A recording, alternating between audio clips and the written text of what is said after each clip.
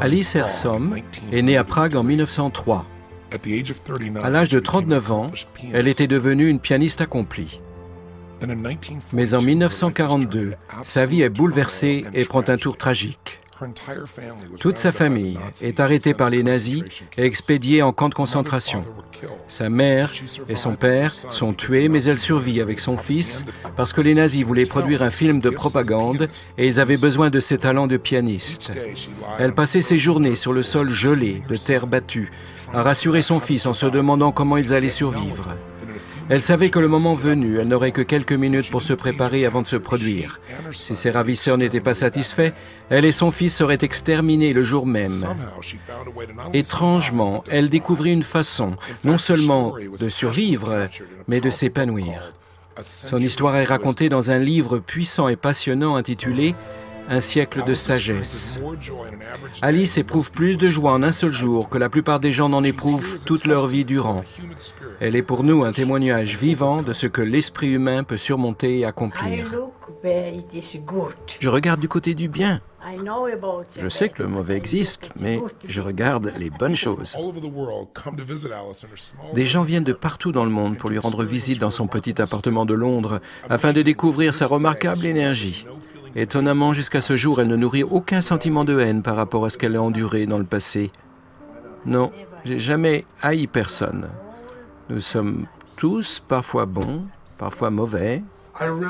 J'ai lu quelque part que vous avez dit que le camp de concentration, ça a été pour vous comme un cadeau. Est-ce vrai? J'ai été très reconnaissante et heureuse. Mon fils avait 5 ans et demi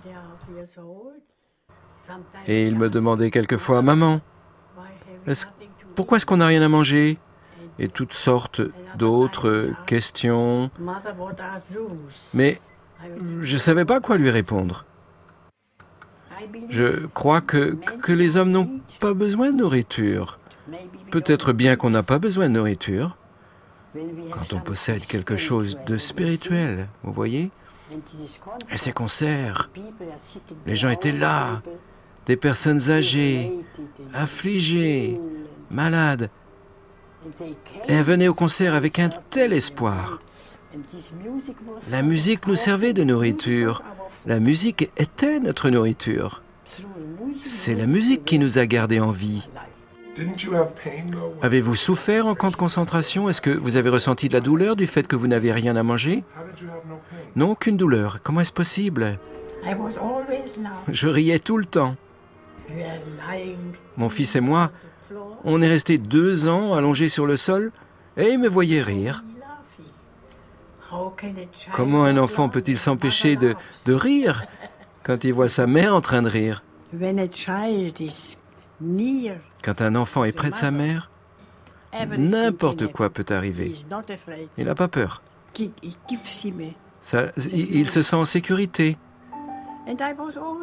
Et je riais tout le temps, tous les jours. La musique me rendait heureuse. Je savais que nous allions jouer. Et je me disais que tant qu'on pourrait jouer, rien ne pouvait être si terrible. La musique, la musique. Je revois Alice assise sur l'estrade. J'étais au 3e rang et j'apercevais son visage de profil. Et j'étais captivé. C'était magique d'entendre cette musique dans ce genre d'environnement.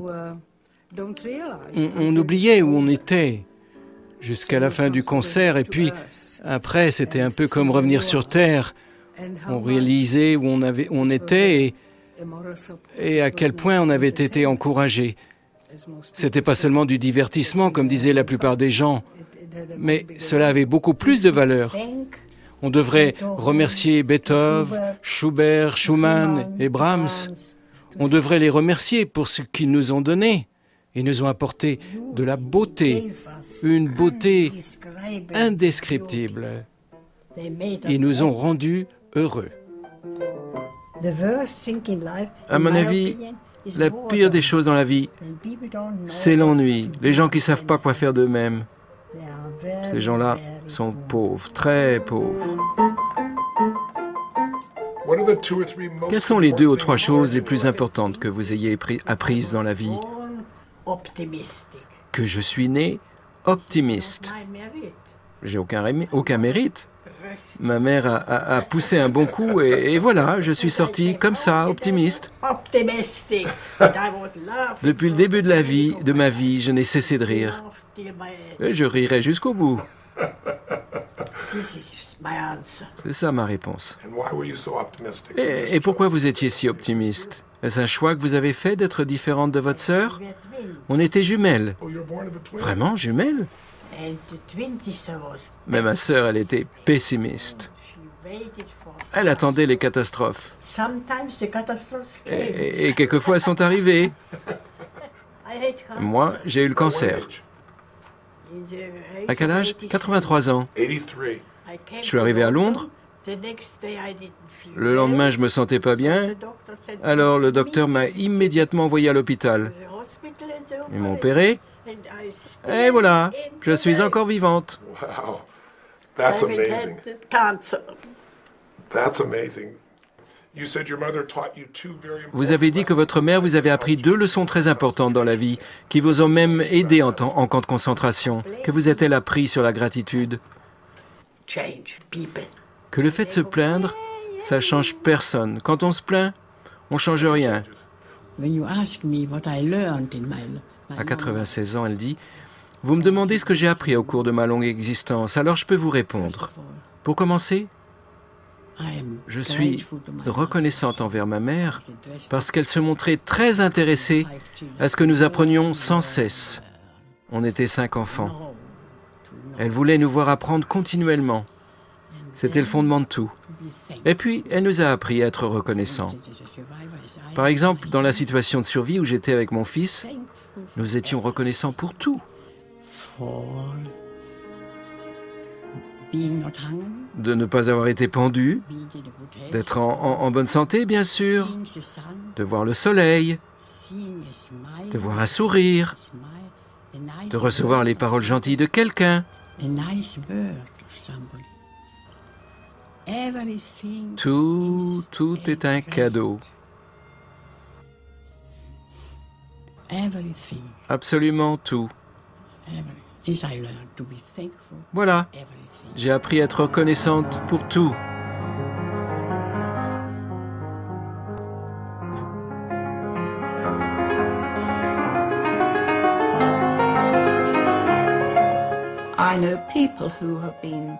Je connais des gens qui avaient l'habitude de s'arrêter devant l'immeuble, dans la rue, rien que pour l'écouter jouer et admirer. C'est un peu comme ma religion. Je suis juive sans religion. Alors la musique, ça fait partie de ma religion. Votre mère vous a appris à mettre chaque jour quelque chose dans votre esprit, quelque chose que personne ne pourrait vous prendre. Est-ce que vous continuez de le faire? Oui, j'ai appris Bach par cœur. Quand mon docteur est venu, il m'a dit qu'apprendre par cœur, c'était mieux que des quantités de pilules. Est-ce que c'est important pour vous d'être reconnaissante pour une vie bien remplie? J'ai toujours été reconnaissante et heureuse.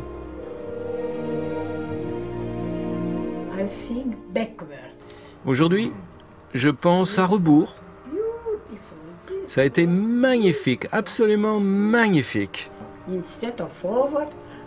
Au lieu de vivre en avant, je vis maintenant en arrière. Est-ce que ça serait pas formidable de commencer sa vie à la mort, puis on se verrait offrir une montre en or, et on irait au boulot, et puis jusqu'au jour où on se retrouverait à jouer avec ses copains dans le jardin.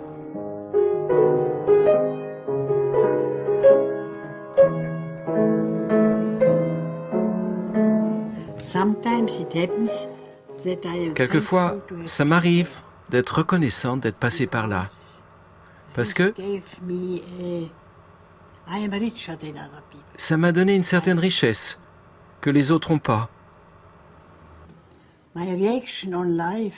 Ma réaction à la vie ne dépend pas de celle des autres. Tout le monde se plaint. « Oh, c'est terrible !» Mais c'est pas si terrible. On apprend tous de nos erreurs. Il faut bien qu'il y ait du mauvais. Vous souriez même quand vous dites « il faut bien qu'il y ait du mauvais ». Un sourire, ça aide beaucoup. Vous avez appris du mauvais, mais vous vous êtes concentré sur le bon. C'est comme ça que vous avez fait marcher votre vie. La haine ronge l'âme de la personne qui est, pas de celle qui est haïe. Tout le monde se plaint, c'est terrible. Mais c'est pas si terrible. Je sais qu'il y a du mauvais, mais je regarde le bon.